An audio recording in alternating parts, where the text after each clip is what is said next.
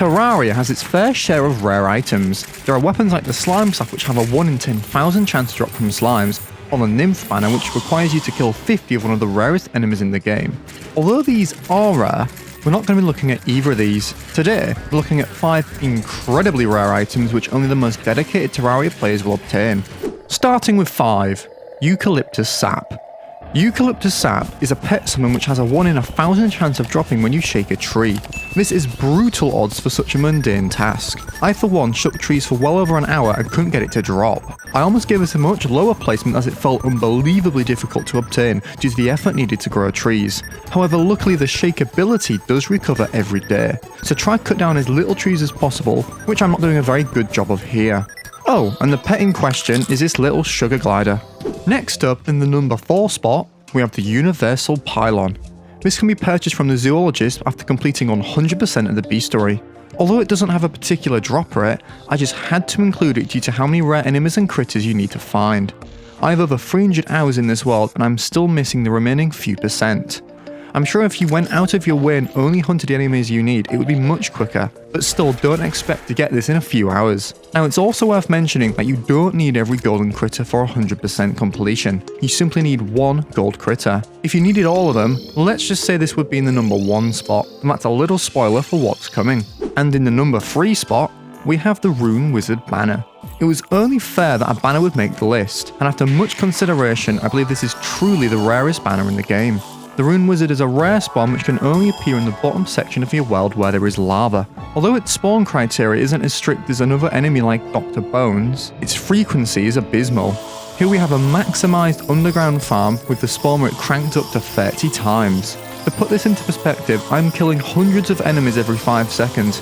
It took me around a minute for a single Rune Wizard to spawn. Scale this down to regular spawn rate and you've got yourself one of the slowest grinds in all Terraria. And if you would like to know more about farming for this banner, check out my top 5 rarest banner video, which covers it in more detail. Moving on, in the number 2 spot we have the Golden Water Strider.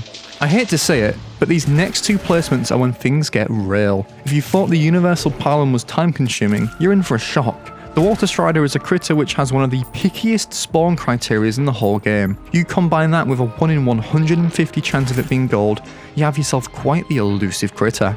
This is the point in the video where even using cheats doesn't make it quick. Brace yourself. The Water Strider can only spawn in shallow water, on the surface but not the ocean, above sand and jungle grass, during the day, when wind speeds exceed 10 miles per hour. I think I said that right. To get footage for this, I matched the criteria perfectly, maxed out the spawn rate, and turned off any other possible spawns so I could maximise my chances. But even with unbelievably boosted odds, it still took me over an hour to get. And in typical fashion, I got another one right after, which I can't tell was lucky or unlucky.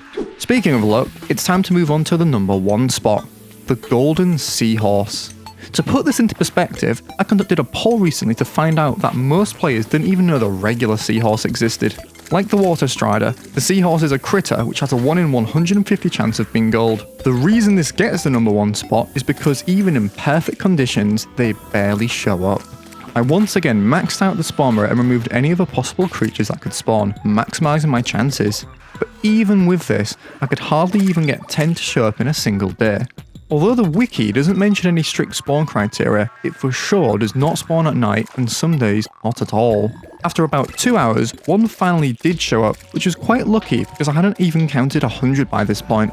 So, is the Golden Seahorse truly the rarest item in Terraria? If you remove my increased spawn rate and blocking up other spawns, I can't even imagine how infrequently they'll spawn. All I can say is, good luck to anyone who grinds for this legit. Do you agree with this top 5? Let me know down below if you think I've misplaced anything. Thanks for watching. For more Terraria content like this, drop a like and subscribe, and I'll see you in the next one.